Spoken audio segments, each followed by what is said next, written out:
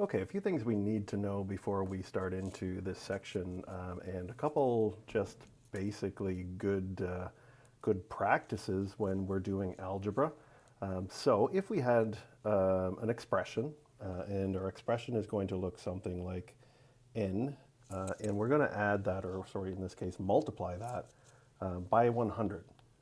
Okay, it's always good practice in algebra to write something like this and rearrange the numbers and letters. So we always want to have our number first. So we're going to write our expression as 100n instead of n times 100. Now, if you ever see a number and a letter beside each other like this, the implied mathematical operation between them is multiplication. So one thing we do need to know about that. Now moving on, there's a couple things we need to know as far as terminology goes. So if we had an expression like 5k, and to that we're going to add 2, we're dealing with at least 3 different vocabulary terms here. First of all, we have the numerical coefficient.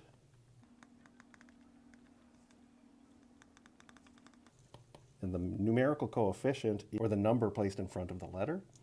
So in this case, the numerical coefficient would be 5. Second of all, we have the constant term. And we'll put the constant term in orange. In this case, the constant term is the number that's all by itself. Okay, so our constant term here would be 2. And the third thing we need to know is what the variable is. And the variable is just what the letter is beside the number. So in this case, the variable, and we'll put this in green, the variable is k. So we can see that the numerical coefficient is the number in front of the letter, which is 5. The constant term is the number which is all by itself, in that case 2, and the variable is k. And finally, the other 2 pieces of vocabulary that we want to know moving forward, and this is going to come up probably quite a bit throughout your mathematical career, is expressions versus equations, and what are the difference between the 2. Well, if we have an expression such as 3x plus 2, okay, this is an algebraic expression.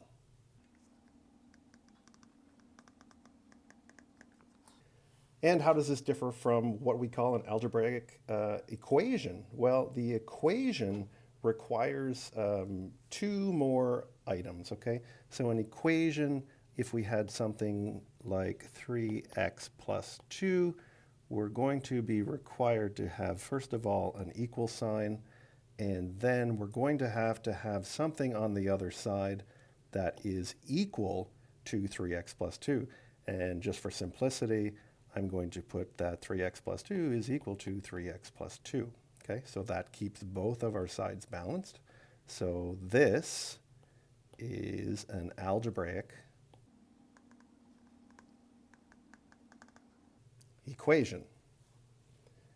And the biggest difference you'll notice in between the 2 is an equation, and it's an easy way to remember it. An equation has an equal sign, and an expression does not.